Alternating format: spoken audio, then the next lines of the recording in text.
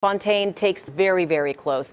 Keep that in mind if 580 east or westbound in East Oakland is your path in the mid-afternoon hours. Yeah, and this is just past, just south of the Keller exit, right there off of 580. And you weren't mistaken, I did seem to see a slowdown. People are probably just hearing about what's happening here and trying to see exactly what's going on as the situation unfolds. I want to point to something that you pointed out a little bit earlier, and that we saw all this police activity, the police with a long gun rushing around, and that not to read too much into this. And that is exactly the case. We've covered stories like this in the past. There is one particular shopping mall down in the South Bay that gets these shootings that happen all the time. And everyone's evacuated out of the mall. I'm talking about Great Mall. I've been there several times to cover reports of shootings.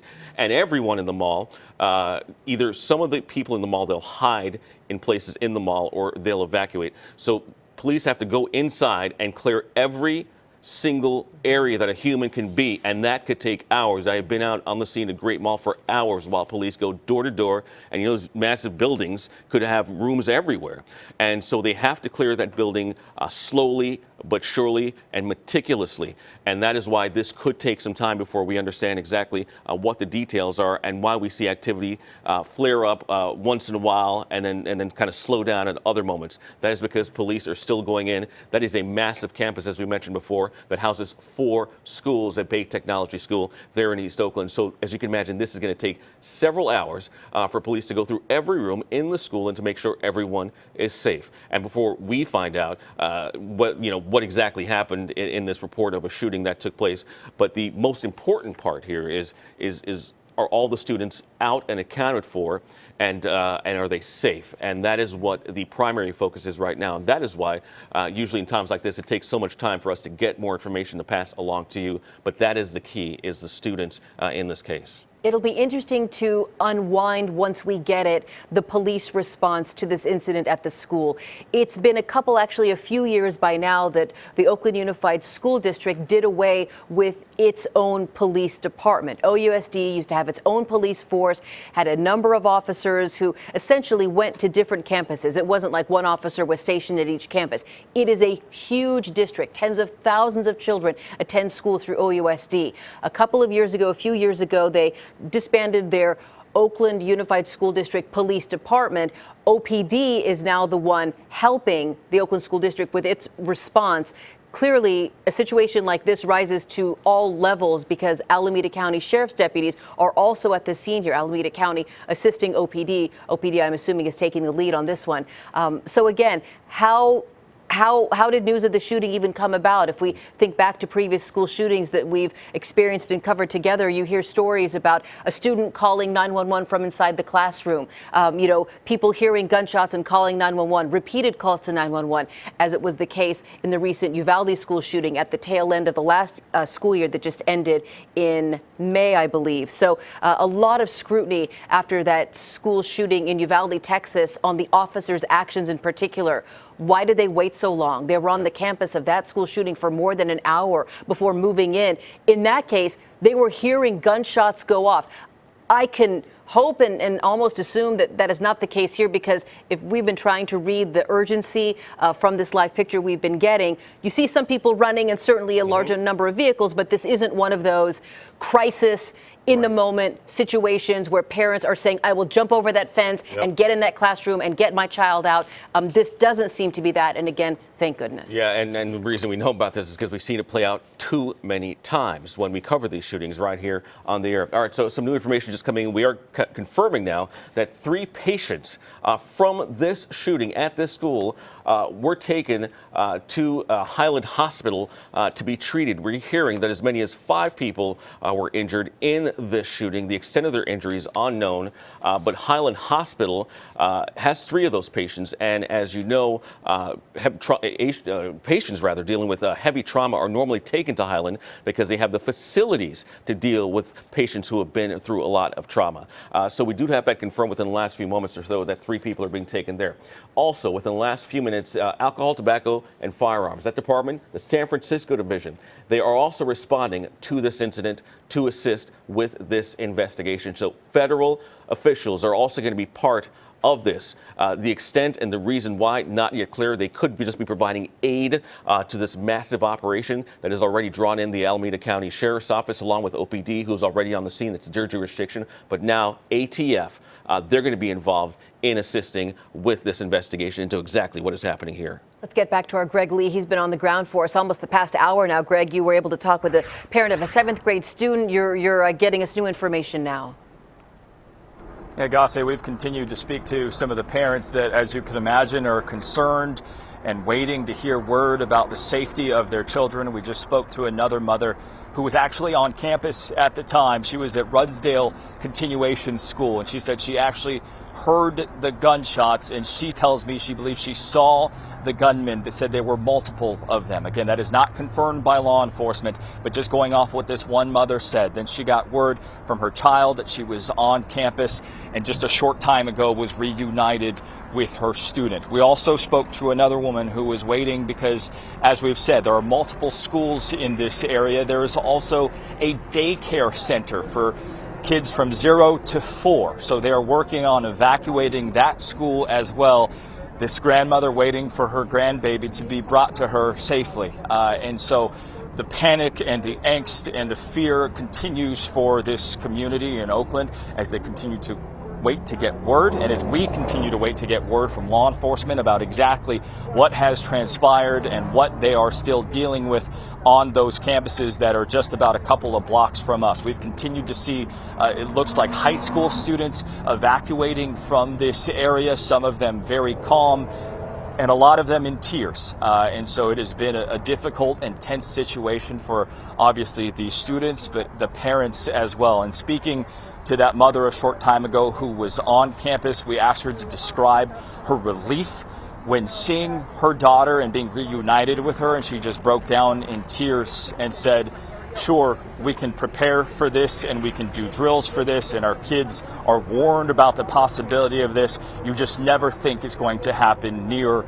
or on your campus where your children and your pride and joy are. And so this has obviously been a very difficult situation that we continue to monitor on this street. And we also continue to see, and we've spoken about this the last hour, more law enforcement coming down this road and making their way down to the campus. That is something we are watching as well. And listening to your reporting about the situation that we saw in Uvalde, I can tell you that the law enforcement here was fast and fierce, and they came in huge numbers to respond to this call. So as we continue to wait for more details from Oakland PD and the other law enforcement agencies on the ground, we continue to hear from these parents about some very stressful and scary moments here. Yeah, I mean, honestly, it doesn't matter if your child is 3 or 13 or 18, you know, they're your child, and it's your job to keep them safe. And, you know, when we were looking at kindergartens, Greg, I remember one of the principals said our #1 job is to keep your kids safe. And parents of young children think, I want garden and I want art and I want a music program. And boy, principals will boil it down for you in an instant. Your child's safety is our #1 job. And so on a day like today, all that other stuff, art, garden, music, goes out the window. And Oakland Unified, Greg, and you know this to be true, is one of those districts that has been preparing and training for and teaching its educators and its students how to react in a situation like this. That's right. And Gasa, we've seen videos and we've shared with parents that they were talking on the phone to their kids as they were huddled under desks in their classrooms with the doors locked and the windows shut and staying away from those windows. The unfortunate reality is if you speak to any teacher or any student nowadays, this is their reality, that they have learned to prepare for the worst, whether the shooting is on campus or near campus, and they have contingency plans in place to get those students off of campus orderly and safely and to their parents. But again, in the words of that mother, you hope and you never think that this will happen to you. And I told you about that grandmother that was waiting to see her granddaughter reunited with her. And they've just shared a big hug. So, guys, hard not to get emotional when you consider the stress and the distress that these families are going through, especially when you see a little girl. I mean, she cannot be more than 3 years old. And it just breaks your heart that this is what these families are dealing with, that this little girl had to walk up this street hearing all the law enforcement and but thankfully is back safely with her parents. So this is the situation that we're seeing on the ground, and these parents, again, not only at this location, but I understand at other locations, including that overpass, just wanting to be reunited with their kids. Greg, quickly, I know you are seeing the reunifications. They are still happening right now, or are all the kids back with their guardians or parents at this point? Yeah, Andre, from what we've heard from some of the parents on the ground is that the first group of students that we saw evacuated off of campus, we understand that those were students from Bay Tech, which were older students. In the words of one parent, he said he believed that was sort of the side of the school or of that sort of campus area that wasn't necessarily directly impacted by what was going on. But now, as law enforcement strategically and methodically makes their way through the campuses, rendering areas safe, then they're sort of releasing students one section at a time. And as you can imagine and understand, surely that will take some time, especially with not knowing if there still remains to be a threat or shooter on or near campus. These situations are certainly emotional, even when we're in the middle of them ourselves and watching them and covering them. Sending information over to the public, it can have an impact on us, even though we try to make it not look like it is. So Greg, I can understand you watching what's going on there, and we'll check back with you in just a couple of minutes about what is happening at the scene there. We also have another crew that is heading over to the staging area just up the street from here, where Greg is at right now. That's going to be carrying whatever information that the police can give to us. We don't have a timeline yet of when police will come before our cameras and our microphones and give us an update of what's happening here, understandably, because the situation continues to unfold at this hour. I mentioned to you just a few moments ago that there is help for OPD on this. And I think we have a tweet from one of the agencies that will be helping with this investigation, helping Oakland Police Department, who is now being assisted by the Alameda County Sheriff's Office. And I mentioned to you just a moment ago that the Alcohol, Tobacco, and Firearms Bureau, the Bureau of Alcohol, Tobacco, and Firearms, they have announced that they, too, will be assisting with this investigation. Why they are assisting as opposed to another agency, that's not clear. Perhaps they are just offering their assistance because the scene of this is so big. But we understand that they are going to be lending their help and heading out there. This is a federal agency that normally investigates things like illegal firearms, illegal trafficking of firearms, things of that nature, explosives, arsons, that type of thing. But they will be helping with this investigation.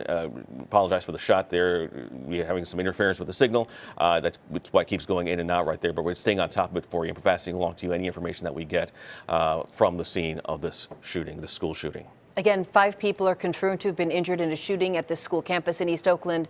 KTVU's Henry Lee is live at Highland Hospital. We understand at least a couple of the people who were injured in the shooting have been taken to Highland. Henry, if you're with us, can you bring us what you've learned? Yeah, we've confirmed that 3 victims from this school shooting in Oakland have been brought here to Highland Hospital in Oakland. This is, of course, the local trauma center, best adept at handling gunshot victims. We don't know the ages or if the victims who are here, these 3 are indeed students, but we have confirmed that 3 victims from the school shooting incident have been taken here to Highland. We've seen Oakland Police, Alameda County Sheriff's deputies who are assigned here, as well as many Falck paramedics. No ambulances came here with victims while we were here, but again, a number of agencies, including, as you just mentioned, ATF San Francisco, will be part of this investigation, and assuming any victims who are here who recover enough, they will probably be interviewed here by a whole panoply of law enforcement, including Oakland Police, with the help of sheriff's deputies who provide security here at Highland, and possibly the ATF. So again, 3 victims here at Highland, the local trauma center here in Oakland. Back to you guys. Henry, let's hold you here and let's think back to what's been happening in Oakland in recent weeks and months as you've been covering it heavily for us here at KTVU. Just yesterday, we heard Oakland's police chief, LaRon Armstrong, say that he is changing the way Oakland police work in that city, dedicating more officers to criminal investigations. We have seen a handful of shootings in just the past, I think, 11 days. I forget how many people have been victims of gun violence there in Oakland, but city leaders from the mayor to the police chief to city council members and others say whatever's happening in Oakland right now has to stop. And the police chief spoke after a shooting that happened at another school campus in Oakland, Madison Park Academy. This is, I'm thinking, if I remember correctly, maybe 3 weeks ago or so. In that case, a 12-year-old brought a weapon to school. That weapon accidentally fired but injured a 13-year-old. Hearing the chief speak on that accidental shooting at that other school in Oakland, Henry, really brought it home for a lot of parents and a lot of Oaklanders. The police chief said, "I just can't believe how many guns are in this community and who has control of them." Are you in any way linking what the chief has said in previous days and weeks to what's happening now and the feeling that's either there at Highland or perhaps at the school itself? Yeah, Garcia, the Chief Laurent Armstrong, told us it is now all hands on deck. He addressed the meeting yesterday after the latest homicide, I believe the 9th in the city. I was at that scene near Eads, Nevada, in the Brookfield Village neighborhood in East Oakland, where a man was killed and another was wounded in the latest homicide. Councilmember Treva Reed, that's her district. She also went to the scene. But again, hours later, we heard from the chief.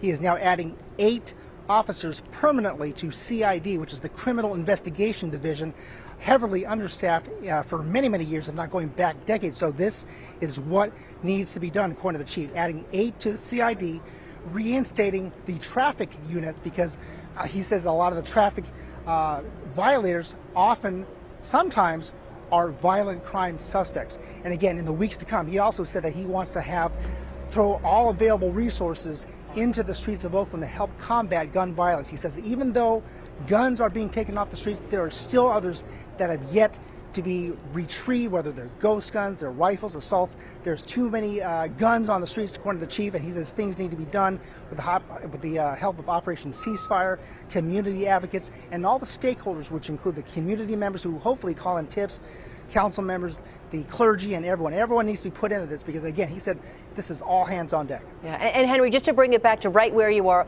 Oakland's Highland Hospital, you haven't seen more ambulances coming in there screaming with their lights and sirens. You're not seeing a flow of more victims. It feels like I think 3 people who are there might be it for now.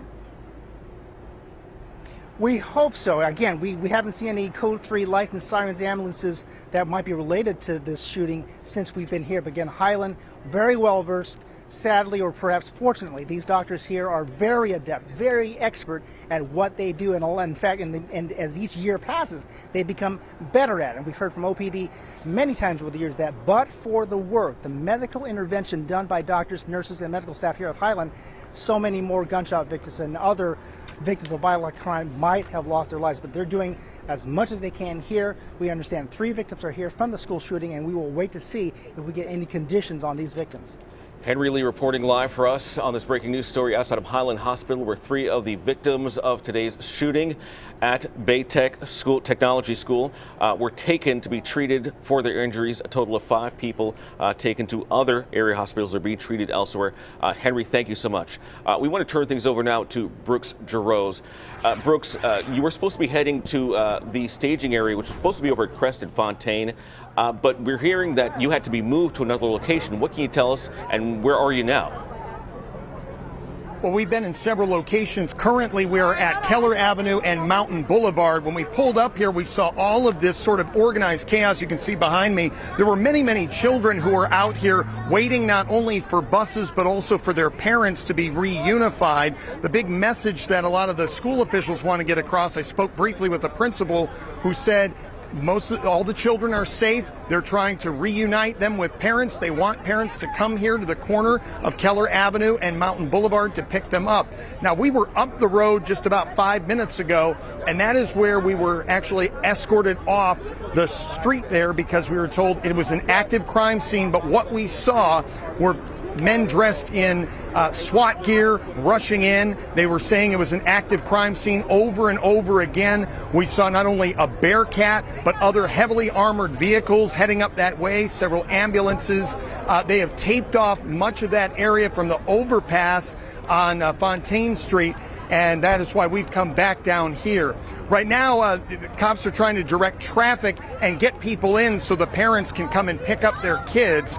Many of the kids described to me that they had to lock down. They heard voices in the hallway shouting, things going on, but many of the administrators here have asked that we not speak with those kids until they have a chance to reunite and connect with their parents. So that's what's happening here.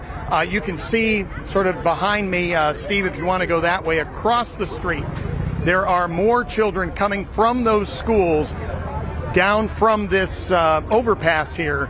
This is on Keller Avenue, and buses have been called in from AC Transit to transport some of the kids to alternative locations. Where that is exactly, I'm not sure at this point. I did see one of the council members out here, which I'll try to get to him in just a little bit to see his comments on this. But many of the people that we spoke with and parents are a little bit frantic because they don't know what's going on. All they've been told is there's been a shooting and they need to come and pick up their kids. So that's where we're at for now. We'll send it back to you. Brooks, have you been able to determine if OUSD has sent out any sort of text or email or alert or anything to the parents or to the school communities directly impacted by this shooting? I have not heard that. In fact, I wanted the principal to come on here and talk with us about what's going on, what the procedure is. And he just said, no, don't want to make any comments at this point. And then, of course, we had these very frantic police officers up at the top over the crest there that said, hey, you guys got to move away. You got to get out of here. This is an active crime scene. So we haven't heard anything in terms of texts or alerts, but that's one of the things we'll be asking here in the next few minutes as some of the parents arrive here. Yeah, and Brooks, just so you know, we've been able to pop up a picture that we haven't seen before. A number of, at least a dozen by our count here, Andre. They all lined up and then they, carefully opened the door to perhaps what might be a portable building. This just really does speak to what we were talking about earlier, in that even if the immediate threat is gone, and we certainly hope that's the case, officers have to be thorough and methodical in their search of the entire school campus, every coat closet, every janitorial supply room, every portable that's not used anymore, because again, even if an immediate threat is negated, we don't know what else might be waiting, and so that's part of what we're seeing play out here in these live pictures. Yeah, so we're watching that on, and that could go for a long time because we've seen the size of this building. Brooks, I wonder, you're at Keller and Mountain Drive. Is this at the location of that church? Yes, this is the location. I see the word chapel that is sticking out to me behind me. As you saw, the command post just rolled by there. So the police are trying to do a staging area up this way, and that is up Mountain Boulevard when you get to the street that goes to the both of the schools there. But they're trying to get all of the traffic that has been influxing into this area out this way, away from that area, because they say that is a very active crime scene, and we've seen more and more police heading up that way. So that might be where you saw some of those live pictures you were referring to. Right. I know where you are. It's just a short, easy walk from that campus. You just take the Fontaine overpass down across Mountain there, and you end up at Keller and 580. So again, just to recap, parents are being told to come to Keller and 580 to pick up their children. They're not being told to come to the Fontaine overpass anymore to pick up their students. If you were pushed back, I'm assuming everyone was pushed back, Brooks.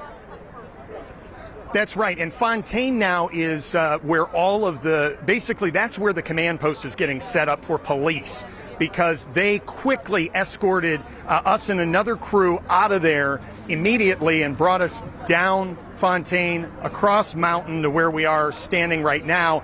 They moved all of the parents that had lined up on that street and that overpass waiting to pick up their children and brought them all here. So now that's some of the traffic you're seeing coming in along here. They're parking up this way, then walking down to meet with their kids. The kids that were here earlier, there were dozens and dozens more than there are now.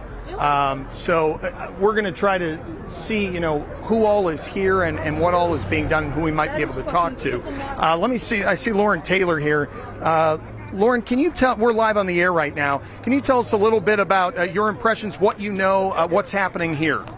I'm still getting information and piecing it together, but what I know is that guns were on our school campuses where our babies are supposed to be protected, and that is out of control. We need to do more to protect the lives of our kids, and that means bringing the resources that are necessary, keeping the guns off the streets. I'm still processing, because it's frustrating that our kids can't be in a safe environment. Schools used to be off limits. As an Oakland City leader, what do you tell parents who maybe right now are frantic or are unsure if their child is okay? Well, I think, first of all, I want to commend the staff who've been here at the school those first responders. It seems as though they have done an incredible job helping to usher the students to a remote, safer location so that there can be reunification with the students and the parents, and that they're being looked out for. I know that OUSC has protocols to engage and make sure that the students are connected with the parents. For me, right now, it is clearly there's an immediate issue that we have to get on top of. We have to bring the necessary resources to protect our kids. Do you have any knowledge of what transpired at the school and how many students were hurt? I do not have the details. I am still trying to figure that out, so I'm not going to speak out of turn. I know that our officers and others are already on the ground piecing it together and looking forward to getting a briefing. But what I do know is that we have folks that were injured due to gun violence that came onto our campuses, and that is beyond unacceptable. At this point, some of our anchors back at the studio were asking about alerts that were sent to parents. Have you heard how the school may have communicated with parents? I do not have that information yet. So obviously it's something that we need to make sure we're all aware of, our communication protocols for incidents like this. But the number one thing is to make sure incidents like this do not happen.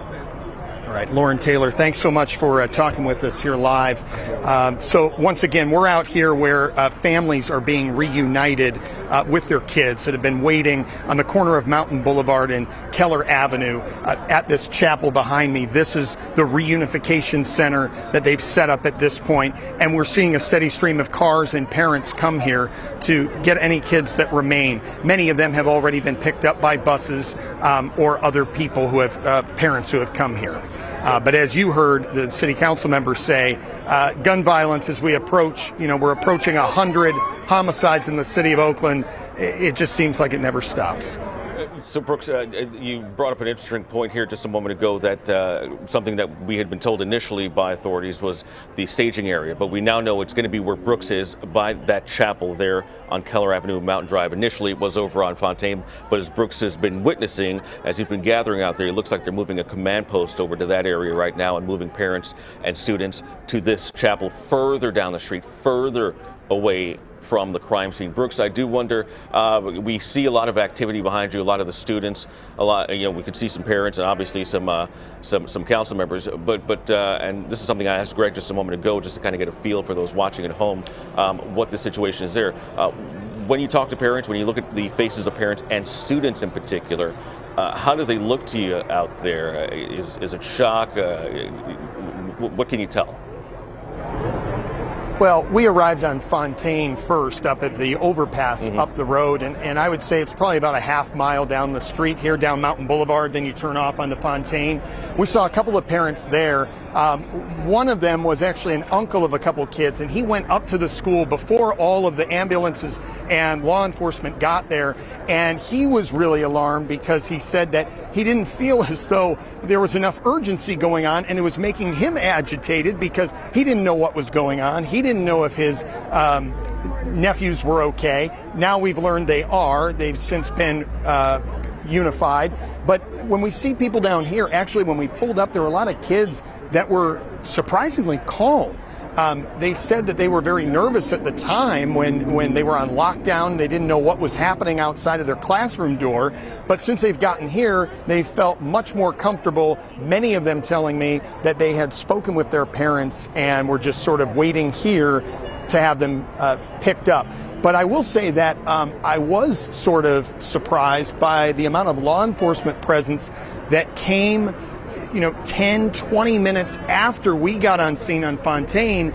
They all came rolling up the street over that overpass and parking basically where we were, and then we were told, get out of here, this is an active crime scene. So I'm not sure what they were looking for. They wouldn't give us any details. They really just wanted us to move down this way.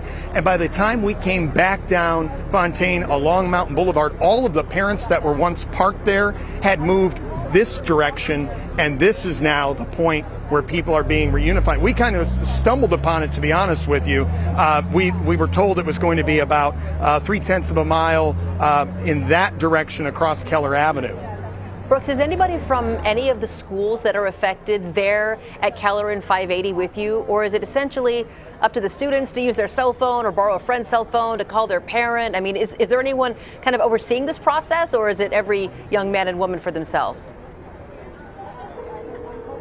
There are several administrators who are here, including a principal who didn't want to speak on camera, but several of the administrators were shouting and giving directions, just clear directions of the buses are here, we need to have you accounted for, that sort of thing. Good, good. That's good to hear. All right, Brooks Rose, we'll put you on pause here, let you do more of your work there. Again, just to recap, Brooks is at 580 and Keller, that corner there, right off the freeway, just a very short walk from the campus that was impacted by the gunfire. In the past hour and a half or so, we've been able to confirm that 5 people have been injured by gunfire. We don't know who was pulling the trigger. We don't know who the injured parties are. We understand they've been taken to area hospitals, of course, including Highland there in Oakland. This tumult coming toward the back half of the school day after lunch. We've been on the air for you here at least for almost a good hour and a half, and we've yet to hear directly from the mouths of OPD. They did issue a statement saying that there was a shooting that happened on Fontaine Street. They're asking people who don't need to be in the area to please stay away. We understand at the media command site there is some sort of a microphone being set up, which might indicate we could hear from OPD very soon. But we'll give you a recap of what we know to be true, because in situations like this, what you don't want in the absence of facts is for rumors to spread and for concerned students to start, sharing stories that aren't true, because again, it is a parent's fear. I'll be honest, when I heard about this, that we were getting reports there may be a shooting at a school in the East Bay, my first thought was, which school, right? Yeah, Tell me, sure. Is it my children? So again, just to run down the information that we've been able to confirm for you, it happened right in the area of 1 o'clock, maybe a few minutes before then. A shooting happened at the school that's in the 8200 block of Fontaine Street there in East Oakland, right off of Interstate 580 between the Gulf Links 98th Ave and Keller exits. There are a number of schools that share this campus. We're talking about Rudsdale Continuation High, Sojourner Truth Independent Study School, also Bay Area Tech School. So children from 6th grade up to 12th, but also from one of our reporters there, he said there might be some sort of a daycare or child care center. So now we're talking about very young students. Parents are rushing to the area of Keller Ave and 580 to be reunited with their children. The epicenter of the situation, though, continues to be the school campus there on Fontaine Street, a very active police presence, more police vehicles than we can count, a number of ambulances in the area. Streets are taped off. If you do not need to be in the area of Fontaine and 580, don't go, because OPD really has just yet to begin the heart of their investigation. All right, we want to get over now to Greg Lee. He has been talking with parents and students near the scene. Greg, what can you tell us? Yeah, Andre, we're just down the road from where Brooks was here at Fontaine and Schoen, which is a couple of blocks from where those campuses are located. And I have to tell you, things have quieted down a little bit from that first hour that we were here, but we continue to see more law enforcement vehicles arriving. Seems like everything is being thrown at this, rightfully so. We've talked a lot about the parents and the students that we've seen, kind of their demeanor, the fear that we've heard from the parents, the concern. We also just spoke to a couple of teachers who were on campus at Rudsdale Continuation when this happened. They told me they just started this job about a week ago.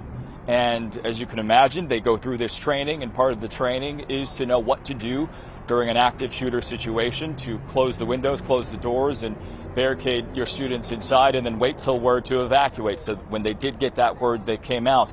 And if I had to use a word to describe how they're feeling, it's disbelief. They are in complete shock that this could happen a week into their brand new teaching careers here in Oakland, and they just didn't have too many words for me other than they just couldn't believe that this was happening. They continue to wait to make sure that other staff members or friends that they have on campus, as well as students, are fully evacuated as police continue their methodical search and clearing of these campuses, hoping to reduce any threat that might be on campus. Now, earlier in one of our live shots, we told you we spoke to a mother who was very distraught, and she was actually on campus when she said she heard some shooting. We want to play this for you and also add to the caveat that Garcia has been saying all along, that we still have yet to have much confirmed by police. This mother gives her account of what she believes she saw and what she heard. But again, knowing we haven't confirmed some of these details yet, but we want to play this emotional interview for you here. They're waiting for me, sorry. What happened? What did you hear? We just hear that shooting, and there was 5 people. 3 get inside, 3 run away and 2 get inside. And I believe there's still 2 inside. Do you work? No, my son. You have kids? Yeah. Tell me how you're feeling about your kids. Panic, scared. I was thinking the worst, so I'm still shaking, a little nervous. You were on campus when this happened? I was outside the school. Did you hear the gunshots? We just hear like shooting, but I didn't think to look around. I just turned around to see the school, and I just hear like somebody was shooting, and they closed the door, and they don't let nobody get in. You saw 5? There was 5 people. 5 gunmen? Yes. Okay, and you still think 2 are inside? Yeah. They ran inside. They went inside. Have you heard any word about your kid or? Yeah, our kids are fine. So obviously that mother relieved to be reunited with her student, as well as the other mother that was there. They were reunited with their children. Again, the caveat here that we don't yet know how many shooters were on campus or if they were on campus, but that was just what this one mother said she saw with her own eyes. But perhaps the bottom line to take from that is the feeling and the fear and the nervousness that this mother felt, as have hundreds of other parents that have made their way to where Brooks is, to where I am, looking to get information from anyone, looking to hear from their kids to know that they're okay. We've continued to have these conversations with parents, getting videos from parents of their students. I'm going to pause here as we have talked about how much law enforcement has come through.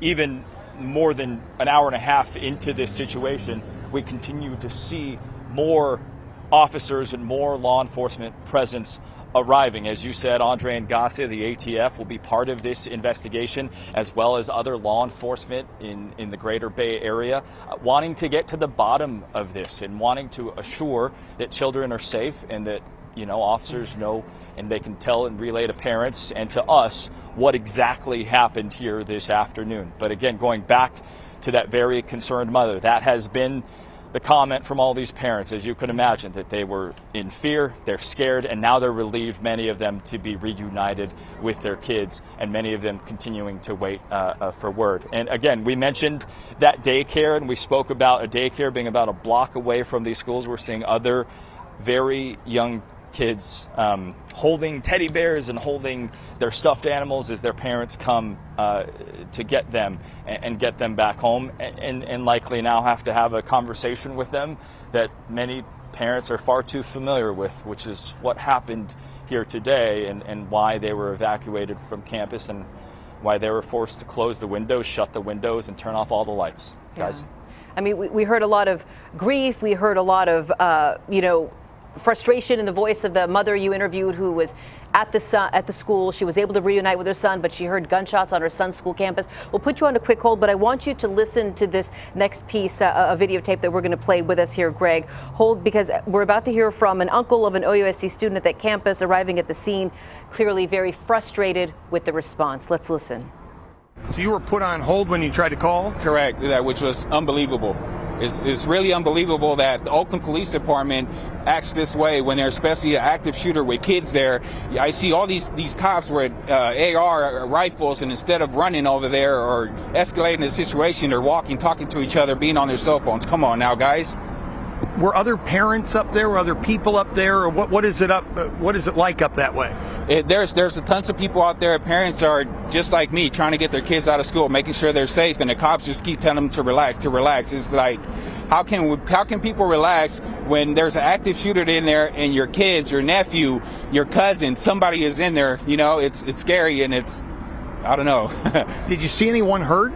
I saw a couple people hurt, yes. In the beginning, when I got there so fast. There was this, I'm guessing it was the custodian or somebody that was in the front that got injured, and they took those people right away to the hospital. Wow, his frustration is palpable. Mm-hmm. You can feel that he wants to take action, clearly is frustrated. I mean, Greg Lee, you could hear it. I don't know if you could see it, but clearly here we have a man who wants to do something, not a trained law enforcement officer, but again, you feel like you want to be the one to go in there and help those children. Yeah, Gossi, and that has been the message from a couple of the parents that we saw when we first got here. We saw a man that said, I drove my truck as fast as I could. I was FaceTiming with my daughter when she said that there was an active shooter. He heard the gunshots, so he raced down here and he wanted to run on campus because you can understand his knee-jerk reaction, and his desire was to protect his daughter and protect his baby, ensure that they were safe, and doing whatever he had to do that. Obviously, he was stopped by police who said, sir, we have this under control. We're doing everything we can. But you have to feel for these parents to understand the frustration that they have and the fear and wanting to act. And obviously, we've been talking all throughout this time on air about the law enforcement presence we have seen. And just from our vantage point, the sheer numbers that were sent directly into whatever this was. And we will wait to hear from OPD and other allied law enforcement about what the response has been and what it continues to be.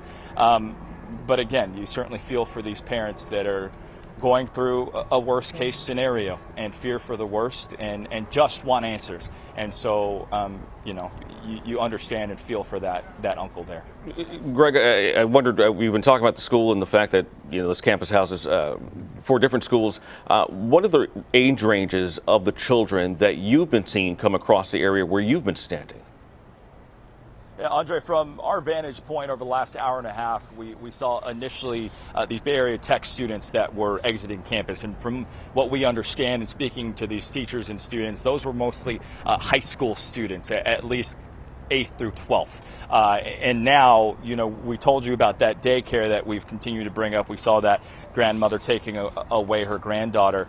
We've started to see more of those young students, and not even students, I'm talking 0 to 4 years old is who was on lockdown at that daycare. So from our vantage point, it's mostly been high school students, and we should reiterate, not that it makes it any easier for these students, but having friends who are teachers, knowing that these are drills that students go through just as much as we did fire drills when we were in school. These students are going through active shooter training and what to do in that instance, and to immediately get under your desks, which we've shown video of, which we've seen, and for teachers to essentially barricade their students until they get word from law enforcement that the area has been rendered safe.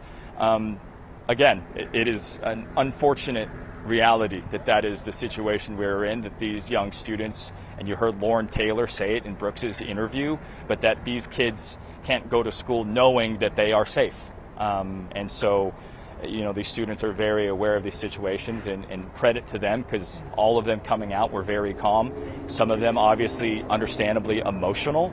But more than anything, I think it's the not knowing for these parents, which is causing so much angst at this hour. Greg, let me do this. We're about to hear from officials at Highland Hospital, so if they start talking, we'll have to break away from you briefly. But in the time that we have you, I want you to describe a little bit more for our viewers. You're in a location where there's essentially nothing else but that school on Fontaine.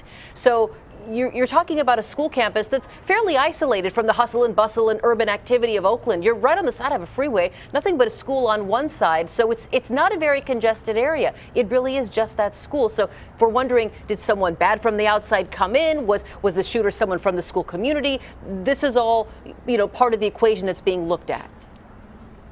Yeah, absolutely, Gossi, and certainly don't want to speculate as to the identity of the shooter or shooters. But again, like you said, we're right up against the freeway, right off the Keller Avenue exit. This is all residential to my left. This is homes and a community, and then the schools. When we first got here, drove around this neighborhood trying to figure out where we should go, where the law enforcement presence would be.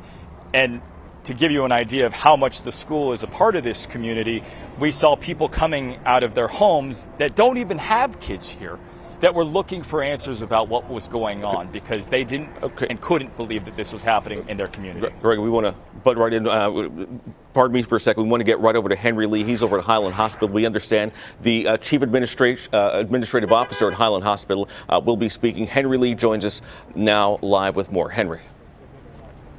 Yeah, we are at the Highland Hospital where we have confirmation that 3 victims from the school shooting have been taken here. Highland Hospital, of course, the trauma center here in Oakland. We will be speaking with Mark Brown, the Chief Administrative Officer for the hospital, and he will let us know with an update.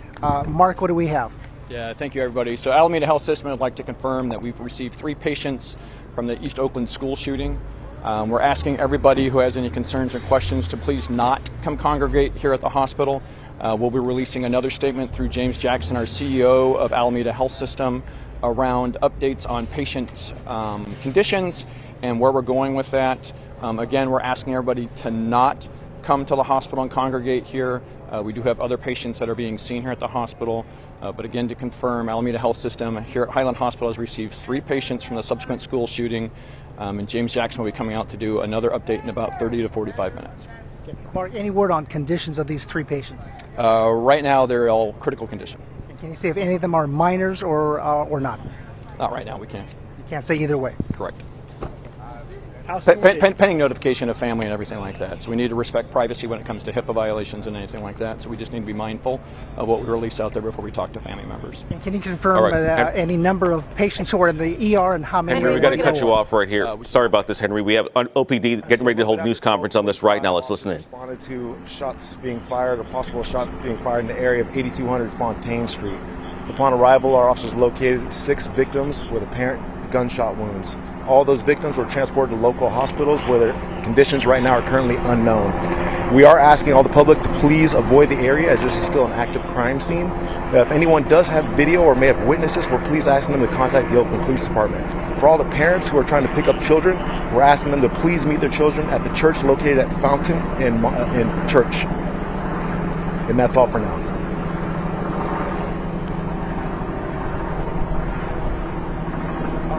Been listening live to an update from the Oakland Police Department on this shooting that happened earlier this afternoon on a campus that houses a number of different schools in East Oakland near Interstate 580 and Keller Avenue. Live pictures here from Sky Fox showing us that still active scene right now. And the update we just got from the Oakland Police Department is confirmation that there are a total of 6 shooting victims as a result of the gunfire this afternoon. And we were told by administrators at Highland Hospital that 3 of those victims are in critical condition. What we don't know is anything about the shooter, the suspected shooters.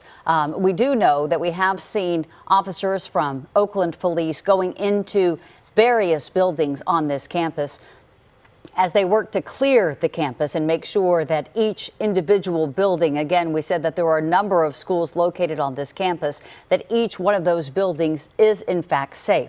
Most of the students have now been evacuated. Many of them have been gathering at that church parking lot where you also heard from OPD in terms of meeting and being reunified with their parents.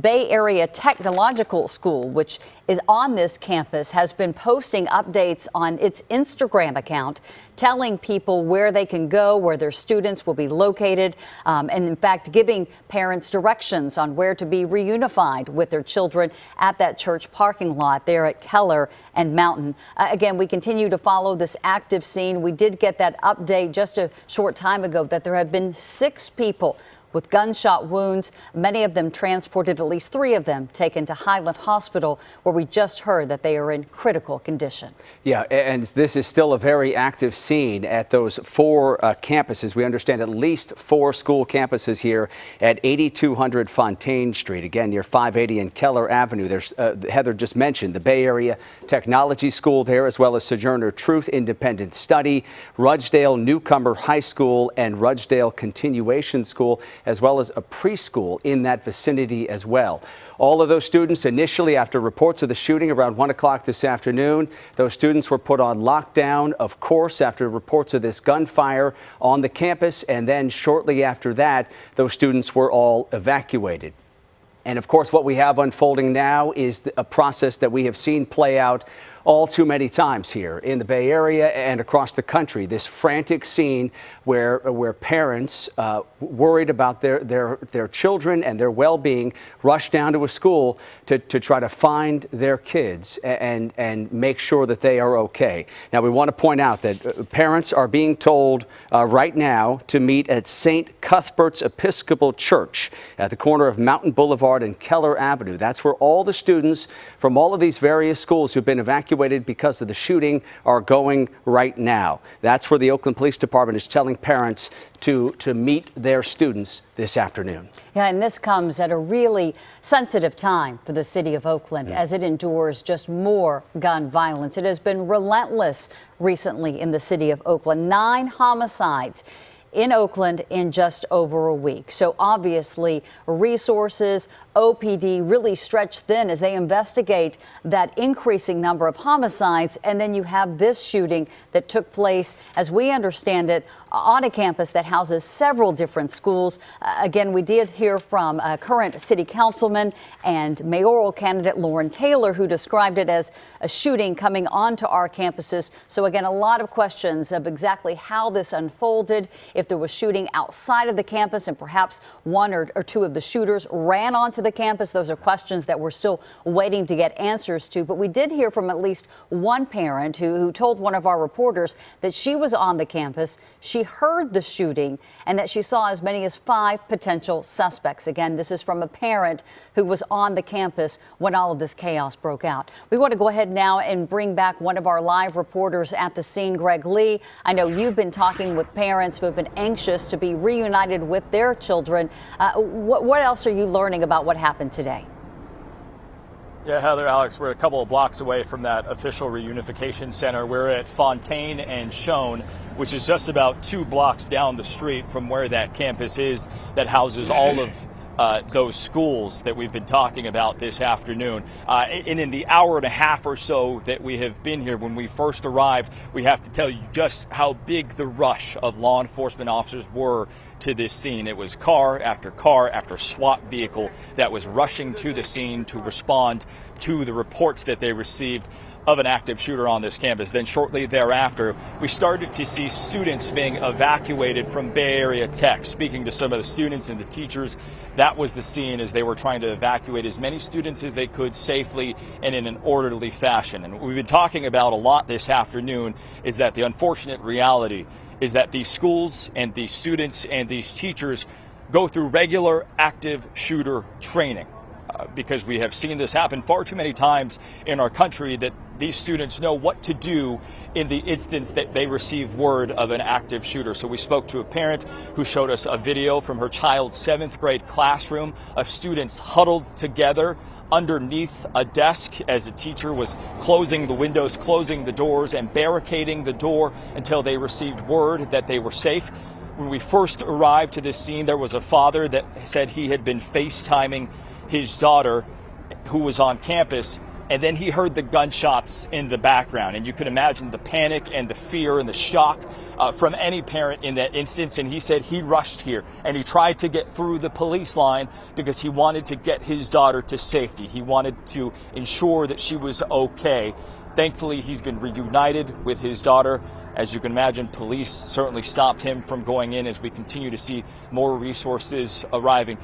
Heather, you mentioned one of the interviews with a mother that we spoke to. And again, we've been saying this with the caveat that we haven't gotten a lot of information from OPD from that news conference that we heard, only that 6 people had been taken to the hospital with gunshot wounds. But that parent told us she was on campus when she heard the gunshots from the parking lot. And then she had seen numerous people she believed to be shooters on the campus in that area.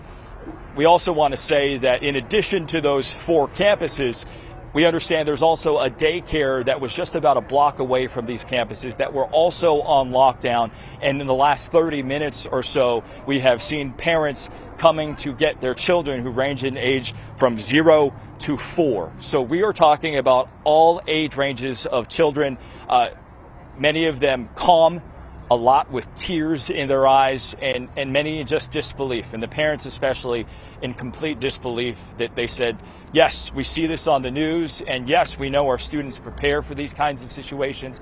We just never thought that it would be our kids that were dealing with it today. So as we continue to await word, as OPD and allied law enforcement continues to make their way through these campuses to render them safe and clear and hopefully minimize this threat, we will continue to speak to these parents and hope they get reunited with their families. Yeah, you can certainly understand that sense of disbelief from parents. You hear about it, you see it on television. It happens all too often all across this country here, but you just never think it's going to happen at the school where your children attend. That disbelief, that fear, that anxiety, and then obviously not knowing, right, and just waiting to be reunited with their children. Again, we do know that all of the schools, though, affected in this area are at least trying to get out the word to their students, to parents about where they can be reunited with their children. We know that Bay Area Tech has been posting on its Instagram story,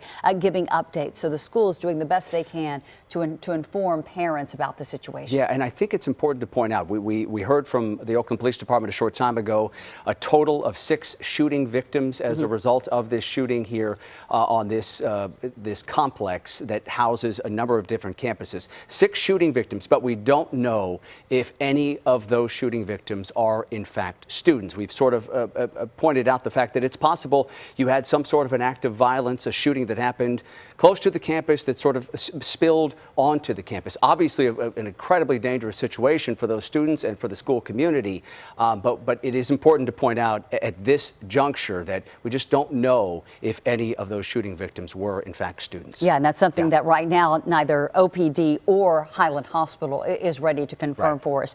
Obviously some really tense moments on these school campuses. We want to take you now to some video that we received of some cell phone video from someone who was inside the school when police first arrived. Did anybody see the shooter? Did anybody hear the shooting? Do you know anything about the shooting? No. It was like 7 shots. It was like pop, pop, pop. Okay, and then come on. Fall out. Where did the shooting come from? Back over there. Keep your hands up. Leave bags. Leave your bags. Leave your bags. Don't take your bags. I'm dropping it right here.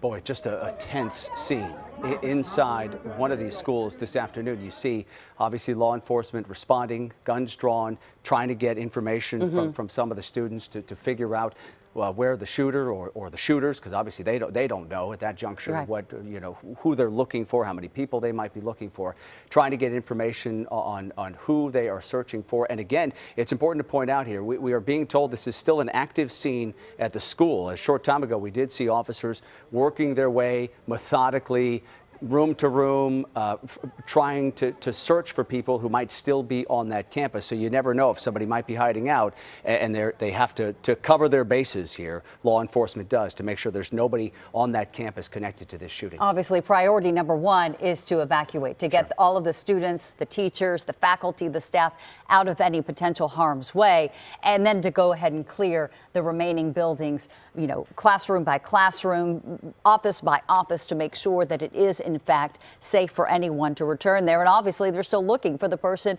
behind this latest act of gun violence in the city of Oakland. So that too is a priority. But really, when you take a look at that cell phone video, it just takes you to that moment when law enforcement arrives. They don't have a whole lot of information, but they do know that priority number 1 is to make sure that the students are safe, and to also see if they can find and track down that suspected shooter, asking the students, did you see the shooter? Did you see the gunman? Which direction?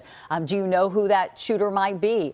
Obviously, though, the students trying to provide any information that they can that might be helpful. Right. And those students, obviously, they locked down initially after reports of the gunfire. And then as soon as law enforcement felt it was safe to do so, they had all of those students from at least 4 school campuses, from what we understand. They had all those students evacuate, and they get them to a safe location. I want to point out the reunification location. The spot here where parents can find their students this afternoon is at the corner of Mountain Boulevard and Keller Avenue. That's where law enforcement and school officials are telling students and families to reunify and to find one another this afternoon. Our Brooks DeRose has been there at that location here for the last little while, talking with parents, talking with families, and learning more information about how this reunification process is unfolding. Brooks joining us now live with the latest. Brooks? Let's start with those parents, because the relief that they have when they get out of their cars and park here is just indescribable. But then you talk to them a little bit and you get this sense of there's sadness, there's anger, because this gun violence keeps occurring in our city.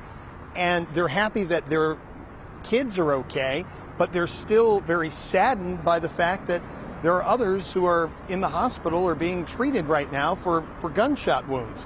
As you mentioned, we're at Keller Avenue and Mountain Boulevard. Behind me over here, this is St. Cuthbert's Episcopal Church. It has become the Reunification Center, where we've seen several city council people out here, parents out here, also some violence interrupters. That's what they call themselves, an advocacy group advocating against gun violence and saying that there's been a failure of leadership in the city and that more resources need to be put into the community, starting at home, to make sure that kids and people in the city have a sense of purpose, so these sort of useless gun shootings and things that we're seeing don't keep happening. Now, there have been some frantic moments here because we've seen, parents rushing in trying to make sure their kids are okay. I also tried to speak with a few teachers who are over there. You can see a couple of them. There's a man in a white shirt and tie, another woman in black there. They both didn't have much to say and would not describe anything to me. I did find out from a parent, though, that voicemails went out, text messages went out to parents to let them know that there had been an incident at the school and that they needed to come pick up their kids. So that occurred. There was still some confusion in terms of getting in touch with their kids, but it was very clear as to where they should go. At first, it was up Mountain Boulevard to another street over there. That has since changed to this location. I spoke with several parents, and I'm not sure if we have a little interview I did earlier, but I spoke with one who described what it was like. Let's hear what she has to say. Just fear for our children, safety, and thinking maybe I should take her out of school and possibly get her home trained because just overall fear of, the kids and their safety. We've seen so many incidents, violent incidents involving guns across the city of Oakland. For it to happen at a school again, what do you make of it? It's sad. It's sad, and I feel like there has to be something done about it. People need to be held accountable. It's not okay. These are children. What would you like to see done? Anything that comes to mind? More security at the schools. More security at the schools, and just safer routines for the kids, definitely.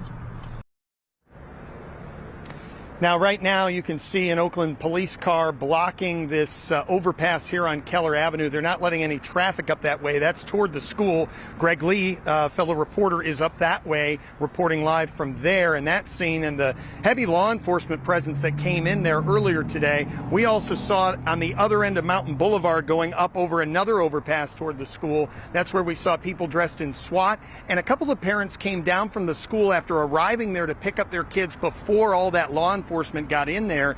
They were actually critical of Oakland police, saying that they didn't seem as though they were too concerned about what was happening, and they felt that they should be doing more.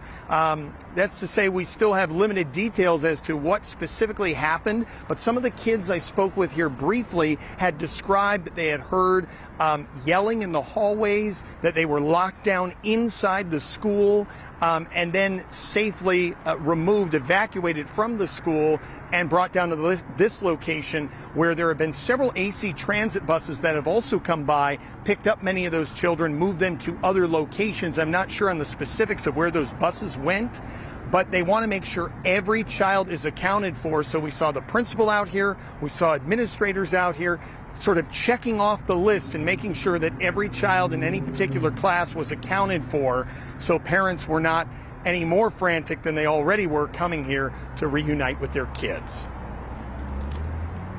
Okay, Brooks, thank you very much. And I know that you've spent the last couple of, I guess more than an hour at that scene. Are you getting a sense that most of the parents have now been reunited with their children? Yes, that is the sense. I mean, if you look over here now, there's a few dozen people over here. When we first showed up, the sidewalks were packed. This whole driveway was filled with people, many of them, most of them, kids. Now you're just seeing some of our city leaders here. Some advocacy groups are here. some of the teachers are here, but most of the kids have been picked up. There's been a steady stream of cars that have come and sort of made a loop around here, picked up their kids, and that's where I've spoken with many of the parents. And some of the parents, they didn't want to necessarily voice this on camera, but they just said that they just kind of shake their head and sulk because they're so upset that this sort of violence continues to happen in the city. Yeah, and I'm sure that really for those parents, I mean, I can speak as a parent, and Alex, you're a parent as well. My priority would be to just, hug my child and get them away from the scene. Obviously, the folks, though, that are still gathered there, Brooks, are probably working to exchange information, to figure out exactly what happened, to maybe also find out how you prevent something like this from happening in the future. Those city leaders that you mentioned, the school officials who are also kind of digesting exactly what took place today. Right, and going back to those parents, we've seen those hugs. We've seen that sigh of relief time and time again. It's like once they make the corner here and they see their kids, their faces light up. And I'm sure both of you can relate to that. I mean, just knowing that your kid is okay. And that was the big message that I said to the principal. I said, hey, you need to come on here and tell people that their kids are okay and what you're doing to make sure that this is sort of orderly and making sure people are getting to where they need to go and the kids are reunited properly. At the same time, you are seeing the officials come out and say, look, we can't keep doing this. We can't keep having these incidents where this is happening. And one of the parents that you heard from a little earlier said she wants to see more security at school. She thinks that's the answer.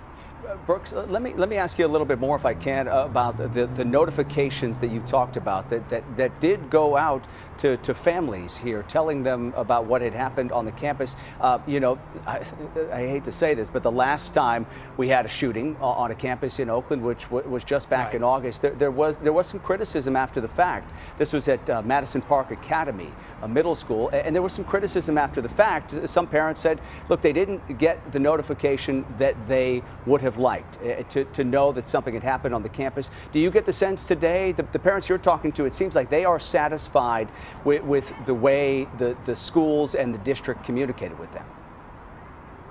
Well, what a change a couple of hours makes, because the very first parents I spoke with said they really had no idea what was happening or what was going on.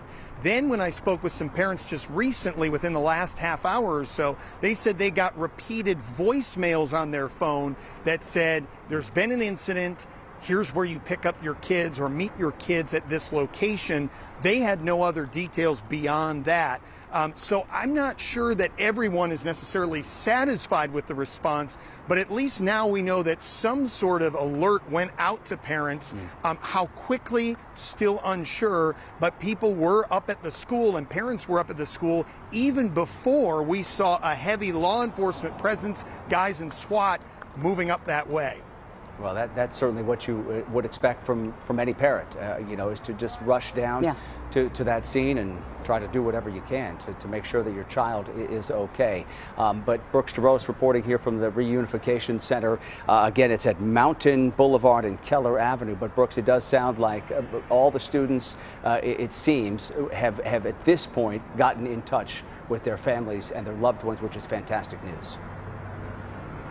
Yes, most of them have left here. We were up at another scene, up the road, probably a half mile from here, up Mountain Boulevard. And that's where we were quickly escorted away as more and more police came in, and we were told this is an active crime scene. At the same time, there were a few other parents coming down the hill there, and we spoke with them, and they had seen and heard things up at the school the moments after this shooting occurred. Listen to what one uncle said about what he saw.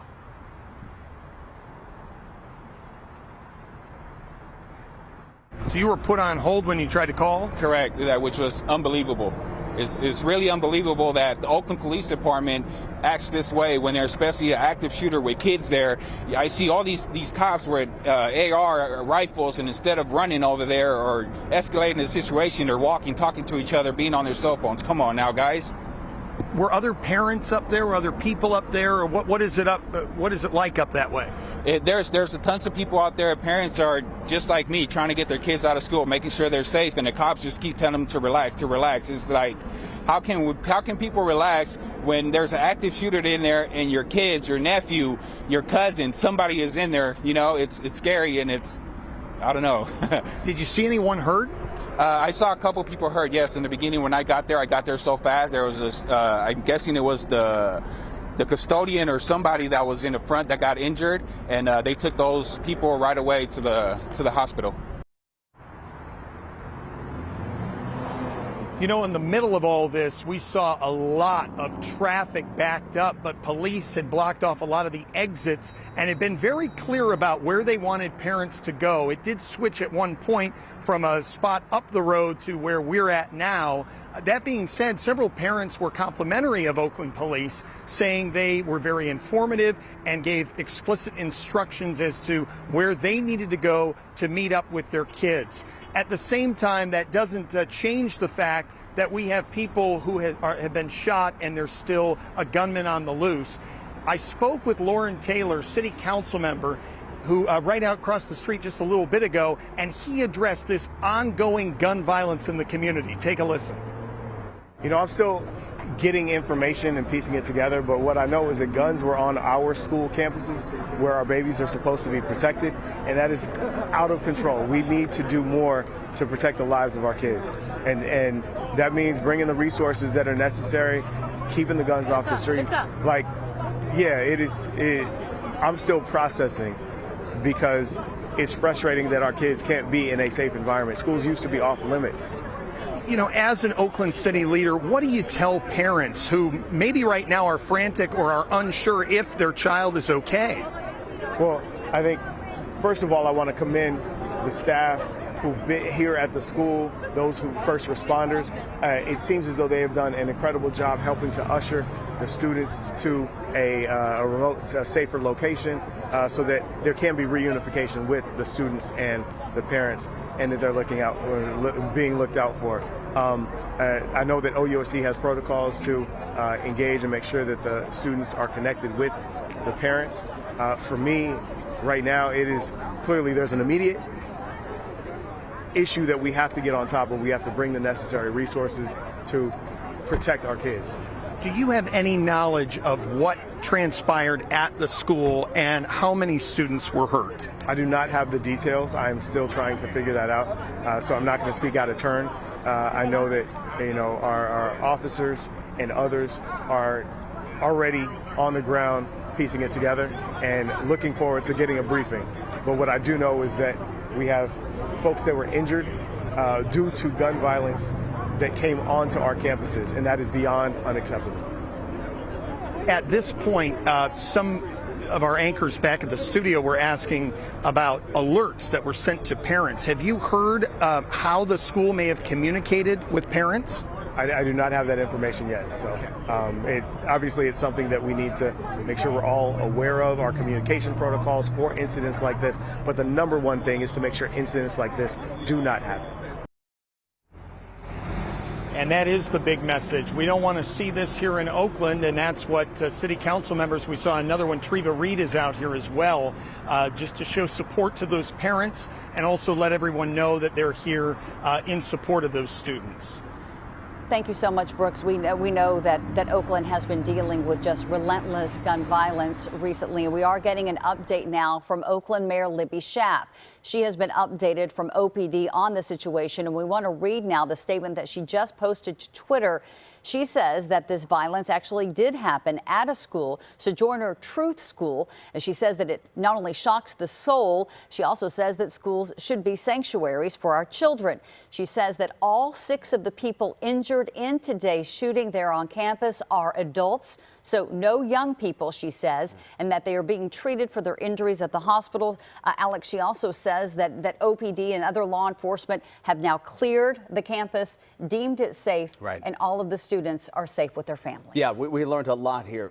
Beg your pardon. We learned a lot from the mayor's statement here. The fact that the school is clear, the fact that all the students have been reunited with their families certainly is fantastic news here. And the question had been out there whether or not any of these shooting victims were in fact students. And now, based on Mayor Schaaf's statement, it sounds as though we don't have any students who were injured here today.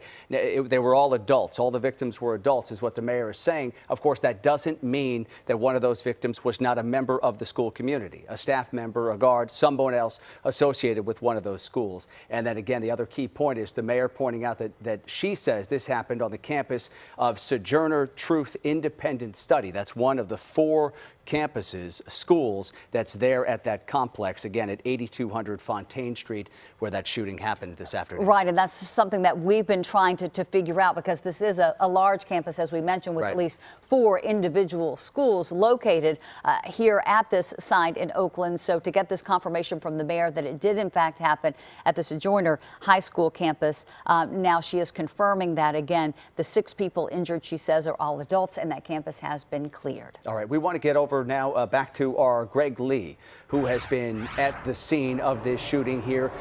Greg, you had to shift your position just slightly here just because of the work that law enforcement is continuing to do.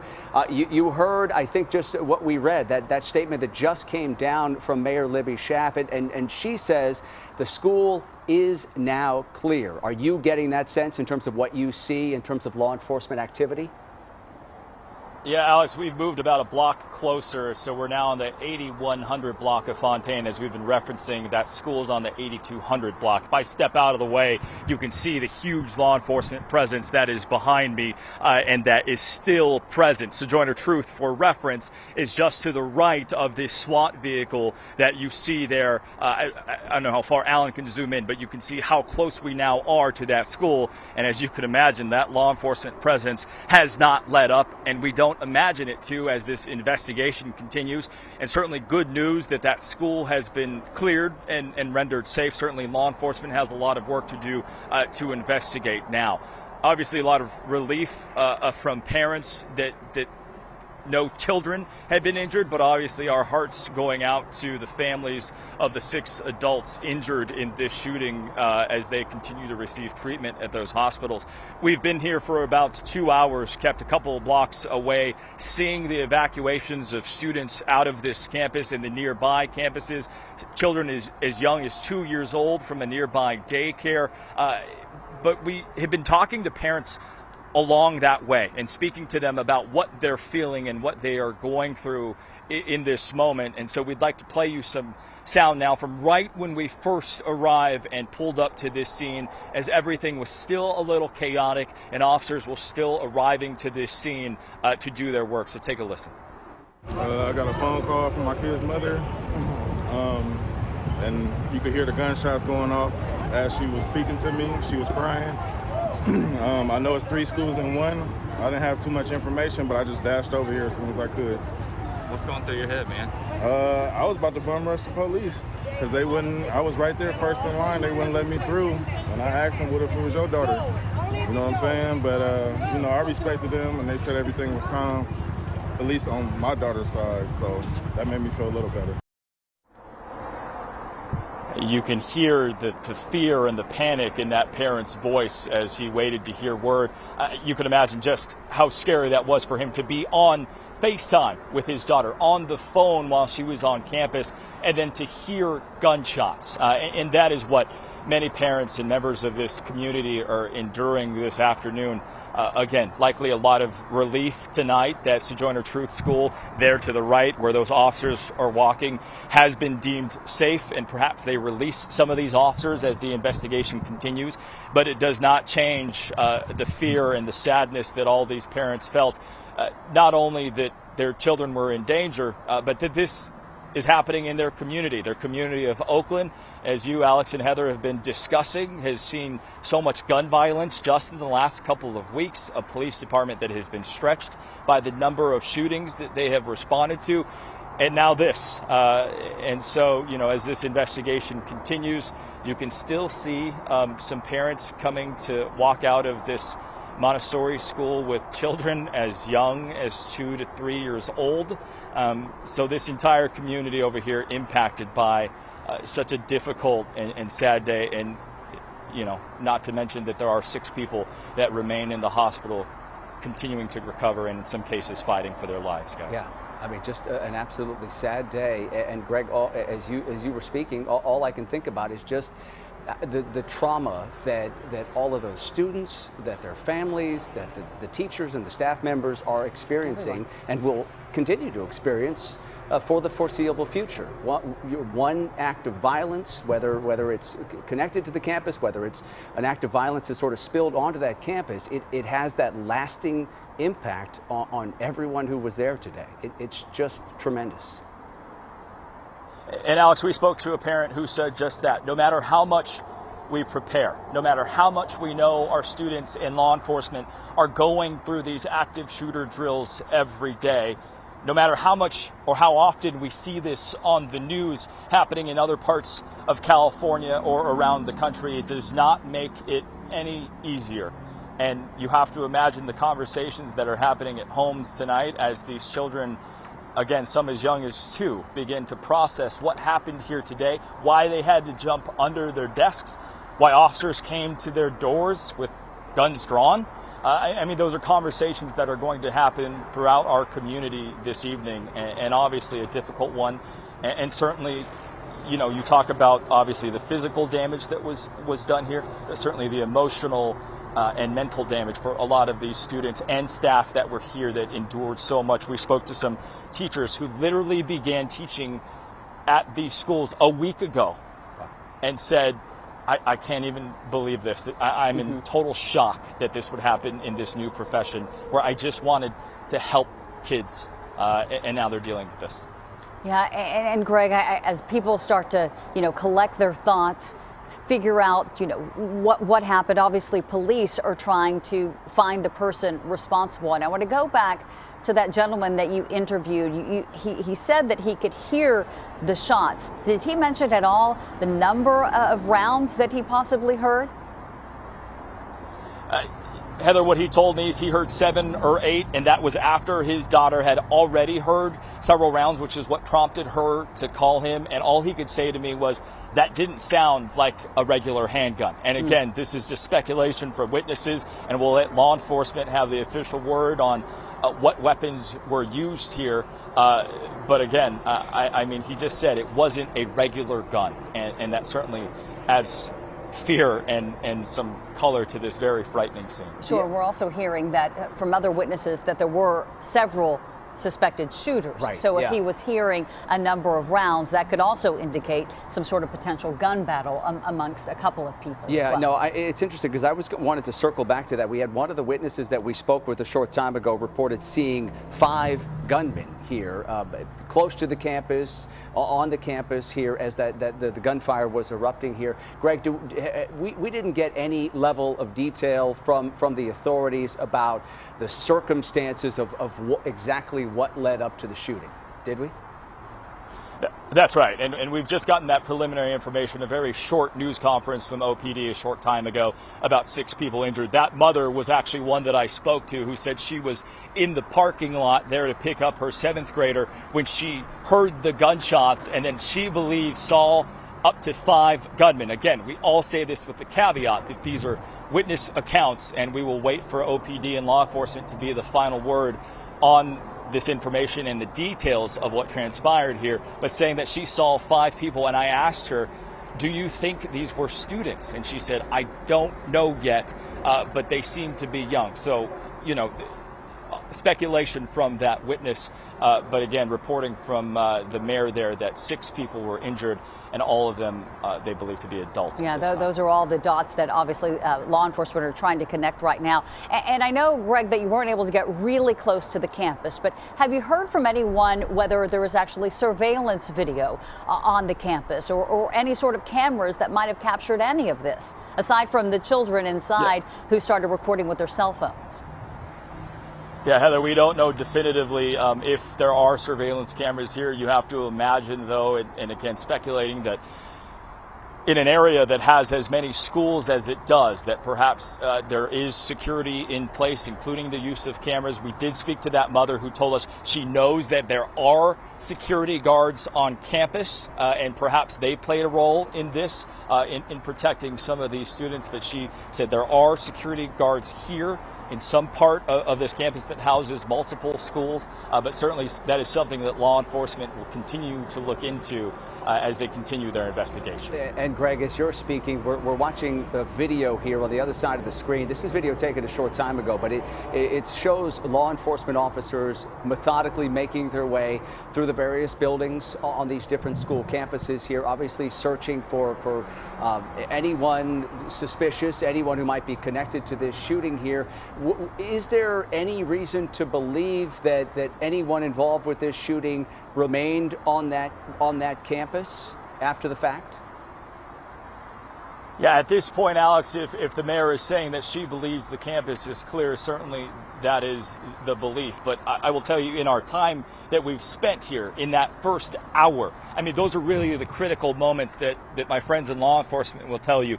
The new strategy and the goal is to get to campus and eliminate the threat. Find the shooter and eliminate the threat. And that is certainly indicative of what we saw, was car after officer and SWAT officer from all jurisdictions coming to get to this scene. And whether or not they encountered a suspect in that other hour before it was deemed clear, we're not sure. But as you saw in that video that we played a short time ago, the protocol then too is to go to every classroom armed and let the classroom know that you're a police officer, identify yourself and that you are there. But then, from a police officer's perspective, you have to ensure that the suspect might not be hiding in that classroom as well, which is why you heard those officers say, put your hands up, put your bags down, and come outside with us. And again, that certainly will add to the trauma that these students are experiencing. Right, and obviously the video that we were showing just a short time ago, Greg, when we were having this discussion, it appeared as though the law enforcement reaction, the way that they were carrying themselves, indicated that perhaps they already were aware that the suspect was not on campus and that perhaps this was a second sweep, if you will, of the campus, because you didn't get a sense of urgency in that video that we were looking at because it was taken just a few minutes ago, right, as they were continuing to go building to building. And then shortly thereafter, we heard from the mayor that the campus was deemed safe. But obviously it is those first, few seconds, those few minutes after they get the call that are oh so crucial.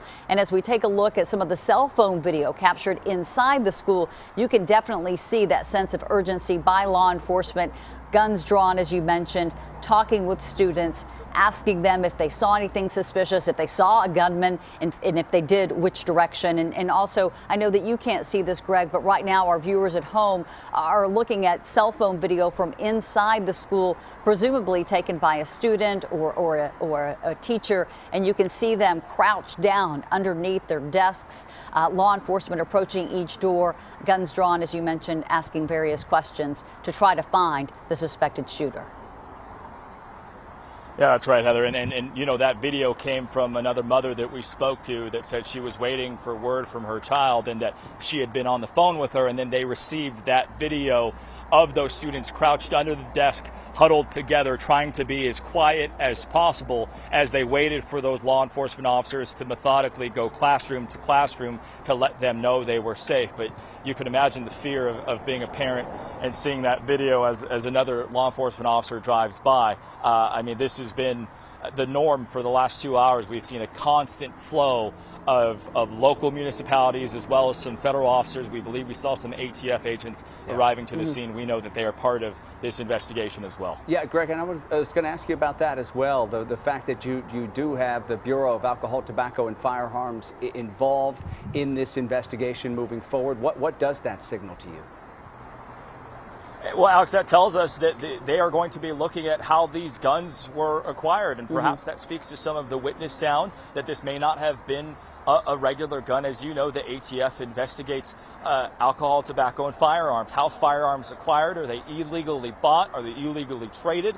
And that's certainly something they'll investigate, and perhaps they have tips that lends them to believe that that kind of activity occurred here. But I think at this point, from a law enforcement perspective, you throw everything you can, and that's what we saw at this scene. And I think certainly that's what we'll continue to see in this investigation, is officers from all levels of law enforcement being here to ensure that they get to the bottom of this, not only what occurred, but perhaps how those suspects may have come by the weapons that were used to shoot and injure 6 people. And Greg, we all know here at Channel 2 that really OPD has been overwhelmed with the amount of gun violence. It has really been desperate for some outside assistance. So the ATF too might also be engaging with OPD in previous cases. And then when you have something like this happen, really steps in to assist OPD and the Alameda County Sheriff's Department as they work to find out, who these shooters are,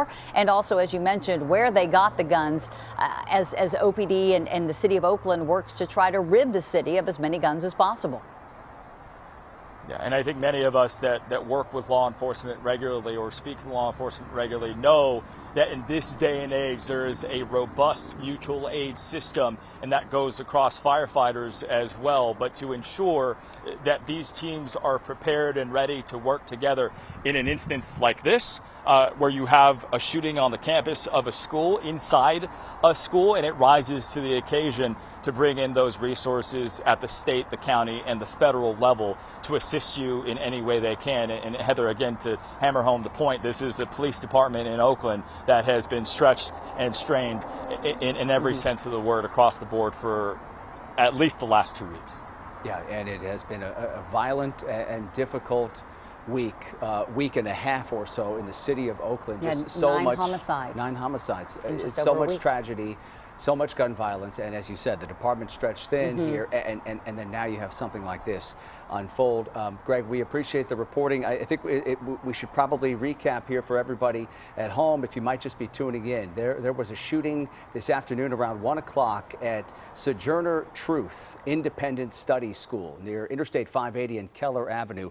6 people were shot at that scene, according to the Oakland Police Department. All of those victims are adults, is what we're being told, and they're all being treated at hospitals. 3 of them in critical condition at Highland Hospital, according to officials there. And we understand that the scene at that school and the other 3 schools that are on this complex in that same area, that scene has now been cleared by law enforcement. They have done a methodical search there for the last couple of hours. They have finally cleared that scene. No word of any arrests here by law enforcement, so no one being taken into custody as far as we know, and of course we don't know what prompted the violence. Correct. We did hear from Oakland City Councilman Lauren Taylor and mayoral candidate, and he sort of hinted that perhaps this was something that took place or started near the campus and then spilled over onto the campus. We've also heard from at least one witness who describes hearing a number of shots and seeing as many as 5 reported shooters. So obviously that is something that OPD is working on to connect the dots here. But interesting that we haven't heard anything about a suspect description, no vehicle description, obviously no word of any arrest. I know that this investigation is in its infancy, but it seems as though if OPD had any inkling as to who might be responsible, they might be sharing that information. Again, talking with witnesses, talking with students to try to piece together exactly what took place here. But Mayor Libby Schaaf tweeting just a short time ago, kind of giving the all clear, if you will, at the campus, saying that law enforcement has now searched the area, and as Alex was saying, it involves at least 4 separate school campuses that are all centrally located together. And we do know, according to the mayor at least, she says that this happened at the Sojourner school there, and that the 6 people who were injured were all adults. Obviously, she doesn't say if that is potentially school staff, teachers, anyone involved in the school, just the mayor saying that they are all adults. Yeah, and in those first frantic moments after the gunfire was reported at that school campus, obviously you had students at all of those different schools at that complex. They, of course, locked down. We have seen some of that video of students inside the classrooms showing law enforcement moving through those buildings, obviously trying to do their work and figure out where the threat was. So the lockdown happened, and then when it was safe to do so, all those students were evacuated from the various campuses and then brought to a church not far away from there and reunited. And we have been told that all of the students from those various schools have now been reunited with their parents or with their families here this afternoon. So that is certainly good news. We just got a statement a short time ago from the Oakland Unified School District, and I think we can put that up here on the screen to show you. They say that there was an incident at the King Estate campus on Fontaine Street, which houses the co-located Ruddsdale Continuation and Newcomer High Schools, Baytech Charter School, and the headquarters of Sojourner Truth Independent Study, which has no students at the site. It's important to note the incident was not at OAK, nor did it have anything to do with the elementary school in that area. So they're separating out the fact that this did not occur or have anything to do with the elementary school there. The school district says right now we do not have any information beyond what the Oakland Police Department is reporting. Once we do, we will release it by email or hold a press conference. And they obviously allude to the fact this is still a very active situation here. Indeed it is. Yeah. Yeah, and the only thing that the Oakland Police Department has told us when they gave that last briefing, which was maybe about 30 or 45 minutes ago, Alex, was just to update us on the number of victims to that number of 6. Again, no information on the conditions of the remaining 3. We know that 3 of the victims were taken to Highland Hospital. No update on the condition in regards to those other 3 victims. And here is that statement that Alex was just reading to you from the Oakland Unified School District, again saying that the incident today at the King Estate campus, and we've been talking about this is a campus that has several independent schools, which the statement goes on to say, and that that Sojourner Truth Independent Study, which the mayor cited as where this shooting took place. This statement from the school district says that that particular independent study has no students at the site. I'm not sure if that means it doesn't ever have any students or that there were no students at the site today. Obviously, those are some questions that we'll continue to ask the school district. But really, the headline here comes from the mayor, who has obviously been updated by OPD, and that law enforcement has swept that entire King Estate campus and now deemed it safe, and that everyone involved, all of the students, are now back safe with their families. And that is certainly the best news here. But obviously we have to look at the fact that you have 6 people, 6 members of the community who have been shot here this afternoon, all of them hospitalized as far as we know, 3 of them in critical condition. So we're working to get more details on their ages, who they are, if they have any connection to the school campuses in any way. We have KTVU's Brooks DeRose, who has been at what we call the Reunification Center. This is a church a few blocks away from that school complex where families have been meeting with students here after they were evacuated from the campuses. Brooks joins us now live. You're going to speak with one of those families, Brooks. Well, I want to pick up on something you said earlier. You know, you were talking about Mayor Schaaf's statement. It's not just politicians, parents, and police who are out here today. There are some advocacy groups that want to see an end to gun violence. So I'm joined by Nina. She is with Youth Alive. Tell us what brought your group out here today and what message you want to send. What brought my group out here today is because we're just as tired of this violence that's going on in our community. This group of people with me are half of these guys are working for free. These are fathers. These are fathers of young people. These are guys who is from these community that want to be a part of the change in the community. What I want to see happen is I want to see the city put money into the community and build up people who could be intervened when it comes to violence. A lot of people who hired for this position is not relatable. They're not relatable to this community, so they need to start funding some organizations that might not be a nonprofit or people that's willing to do the work and don't fit their criteria. That's where change is going to happen. What kinds of conversations have you had with parents that you've met out here today? I told them that I'm there for them. Whatever they need, our organization has services for young people. We deal with trauma impact situations, but at the end of the day, we are a community, and our concern is we want to be there for you, regardless to what that looks like. So we have people that are scared. We have people that don't know if they should send their children back to school. We have people that's questioning school security. We have people that's questioning our work. So when you put people in a box and don't allow them to utilize love and personal people skills because everybody want to be programmed, then we have these type of situations. So we were here as victims as well. So we was here to support these children and these moms, not as an organization, but me as a mother, me as an auntie, me as a sister. So we was here with our titles off and really here to support them during this traumatic situation and making sure they wasn't re-traumatized. You know, I hate to say this, but this is not the first school shooting in Oakland that we've seen, and not the last, I'm sure, of violent acts that have happened across the city. How do you make sense of it in a week that has been filled with violence? Well, you can't make sense of it because we never finalize situations. So we band-aid everything. We offer people a job, a couple of gift cards, and we never really meet the needs of the people. So it's not going to stop. It's not going to stop till we get back focusing on the family structure. And you said this really does begin at home, you believe? It does. The family is what creates the neighborhood, and then the neighborhood creates the community. So if you have families that's struggling and we're not in the house supporting them, then what are the kids going to do? They're going to grow up and try to fend for their parents by any means necessary. It's no services for families. It's services for youth. It's services for people incarcerated, but it's no family unification services. So we have to service the entire family.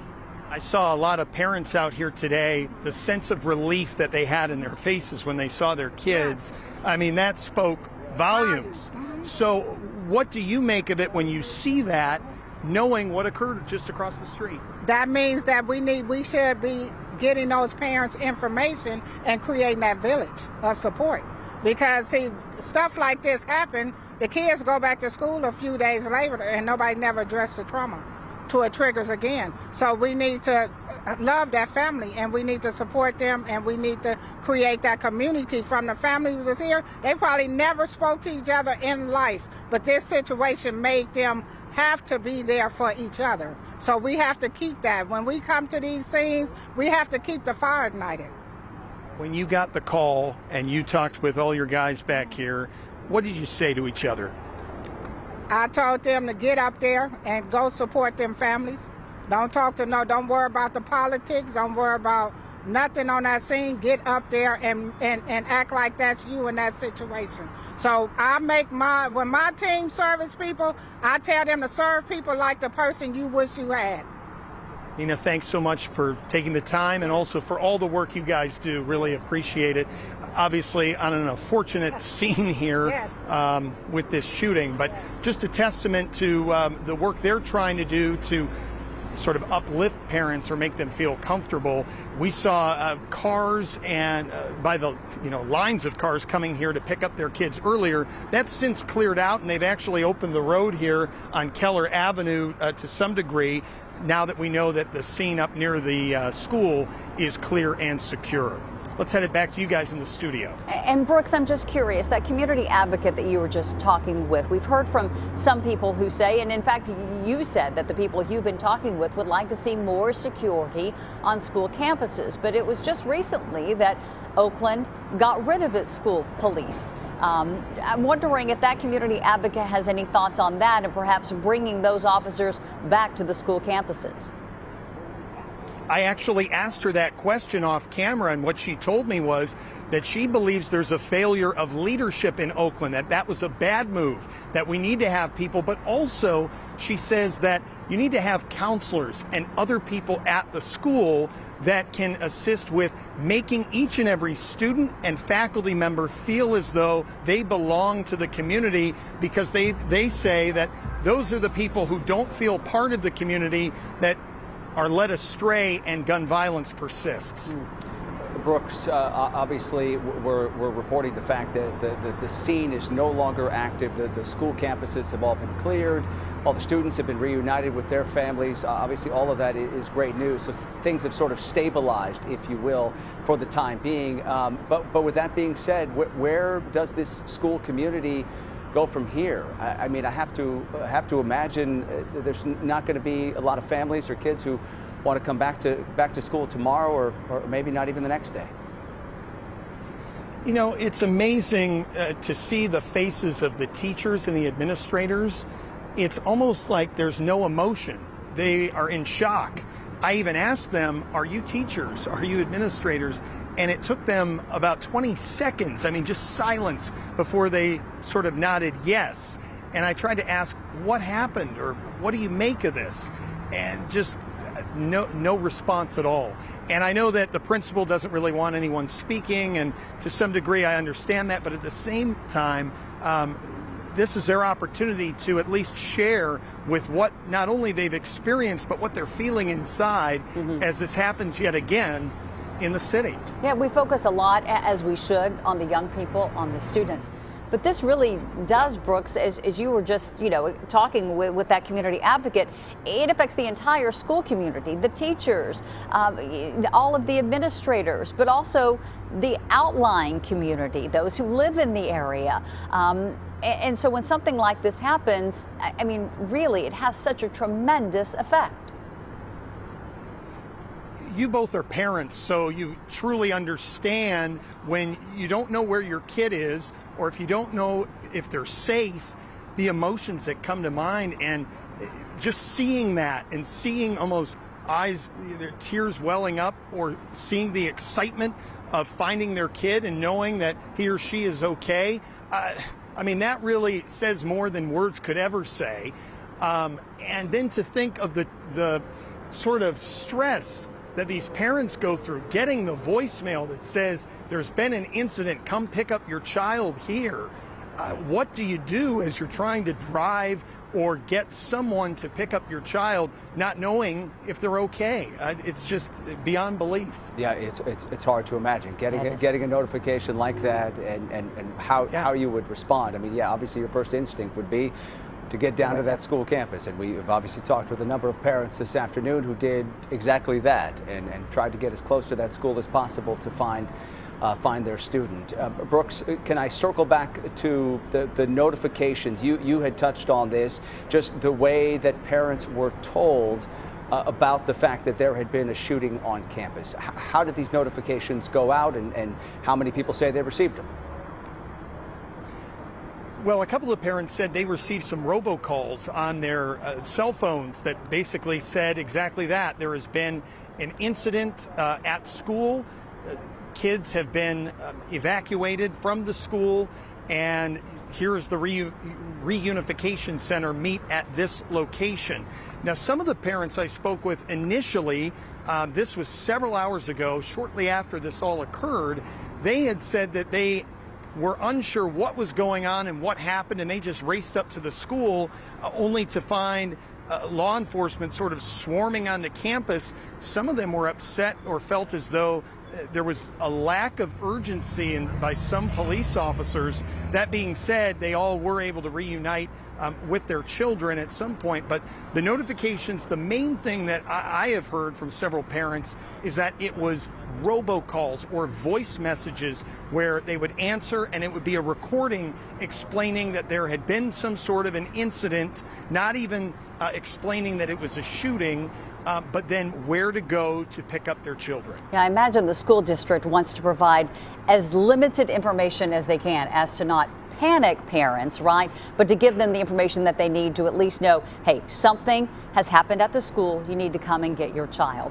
But it's also a difficult balance that the school district has to walk, right? And we also saw a lot of criticism from many parents when there was another recent school shooting, and how they were told about what had transpired. So perhaps the school district has made some improvements and learned some lessons from that last incident, and hopefully there will not be another one. Brooks, really appreciate your reporting. We're going to let you get back to it, and we'll be talking with you a little bit later coming up on the 4. Yeah, absolutely. We will continue to follow, obviously, this shooting that's happened on the campus of Sojourner Truth Independent Study in Oakland here, just off of 580 and Keller Avenue is where this took place. And these are pictures from a short time ago, not live footage here. We got the update that a total of 6 people were shot here on this school campus, and this all unfolded here in an area where you have a number of different schools, 4 different schools, and we believe a daycare center and a preschool also in the vicinity as well. So you think about it, you have this act of violence, 6 people struck by gunfire here on one of these school campuses, and you have so many young children in that same vicinity. Just an absolutely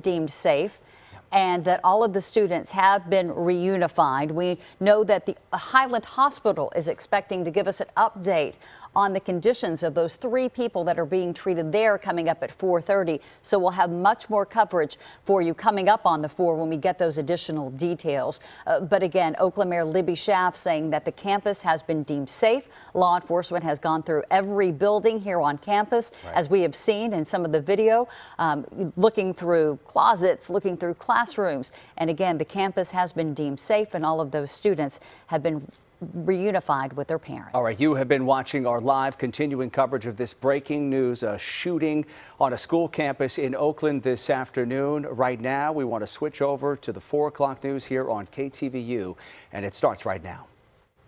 From KTVU Fox 2 News, this is The 4. And at least 3 people are in critical condition this afternoon, 3 others injured following that shooting at an Oakland school. Did anybody see the shooter? It was like 7 shots. It was like pop, pop, pop. Okay, come on.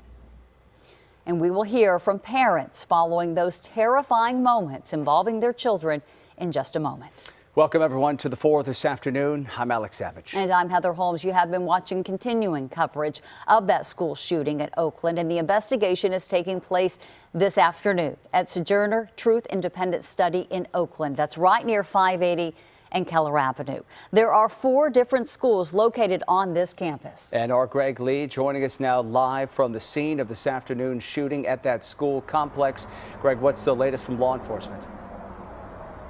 Yeah, Alex, Heather, as you heard, now that this scene has been rendered safe, this campus has been rendered safe, we've seen scenes indicative of that. We've seen a number of officers released from this scene to go about their other duties. But as you can imagine, this investigation is going to go on for quite some time as officers try to dissect what exactly took place here that led 6 people to be shot on the campus of a school. I'm going to step out of the way. We're just about a block away from Sojourner Truth, and you can see the huge law enforcement presence that is still here. We arrived here about 1:45, 2 o'clock, right after those shots were first reported, and I can tell you it was a constant stream of law enforcement officers, not only from Oakland, but all around the Bay Area, as well as the county and federal agents that had arrived. We saw ATF agents here a short time ago.